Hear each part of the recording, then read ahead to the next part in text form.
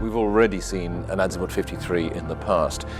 What are the guiding principles behind the design of this new model? Well, volumes for sure is the key words, especially when you develop a 53-footer boat. We have carefully studied our past models, the experience that we gained from feedback of clients, but for sure it's not only a question of volumes for Azimut, but it is a question of design.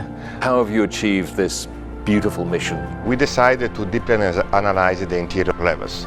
First of all, the decision to go for a pod propulsion gives us the possibility to lower the engine and so to lower the center of gravity of the boat, and so we can play with more freedom with the floor. This gave us the possibility to have a unique big main deck with only 30 centimeters in difference in height between the entrance and the forward part. This thanks also to the work together with Alberto to make the side glasses more vertical and huge, working on the structure and reducing the pillars, give us not only space but also a bigger perception of light and a view. This enhances the space we achieved. In the same way, the pod propulsion gives us the opportunity to increase the lower deck space by moving after the bulkhead that separates the engine room. And on top of the pod, we can also position the crew cabin. You mentioned pods. Of course, we're talking about the Volvo IPS system. What are the advantages of this particular propulsion package? As I explained, first is the space, so you can have a better package and accommodation, but that's not the only advantage. You have a big advantage in terms of maneuverability and comfort, and for sure efficiency.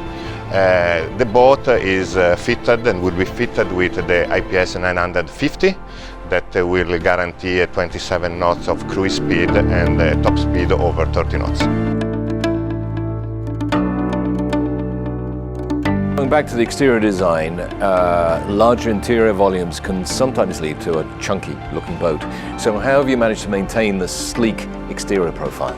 Well, indeed there are some design tricks and Macini is very capable in using them in the best way possible. If you look carefully to the yacht, you can see that the shear line of the yacht, if you look at it from the profile view, is slightly sloping upwards. And if you look carefully to the profile again, you can see that the side windows is running from aft to the bow without interruption, and even the flexion plates on the 78 are a bit larger. Here on this yacht are thinner.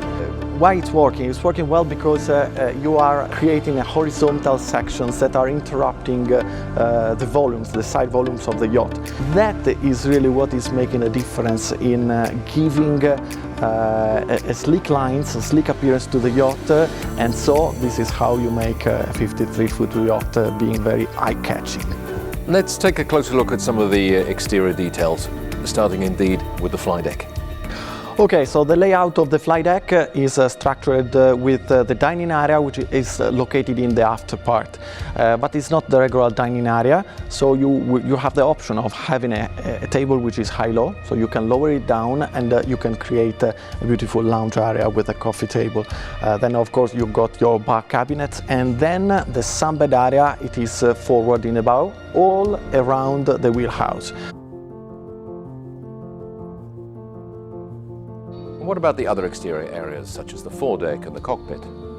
Well, in the foredeck you have a sunbathing area for 3 people, so very large in size, as well as a comfortable sofa which is forward facing. But the true innovation lays in the cockpit. In the cockpit you can find a very comfortable L-shaped bench, and this is thanks to the fact that we have designed the one only stairway connecting the aft platform to the cockpit. And thanks to this solution you can have a direct access from the aft platform directly to the crew cabin or the toy room as you prefer. So it's a great innovation that it is improving the way you can live on board a 53-footer, even if you have a captain. You mentioned the captain, but this particular model is designed principally as an owner-captain's boat. How has that influenced the interior arrangement? Well, in order to be very practical, we have decided to place the galley directly at the entrance. In this way, it's much more easy to serve both the interior and the external dining area. Second of all, we have created a sort of a continuity between the cabinet of the galley and the outdoor cabinet in the cockpit. What about the interiors? When you access inside the boat, you are amazed by the full view out, and this is due to the fact that we paid attention in order to put the full height cabinet just exactly at the entry on port side and on starboard side, and then all the rest is a full view out. I'd like to go back to a point you made earlier about the Volvo Penta IPS propulsion system and how it saves space on board. How has that affected the lower deck arrangement in particular? We achieved to enlarge the lower deck but over 2 feet. That is a big amount for a 53-footer, considering the possibility to move after the bulkhead and the vertical bow.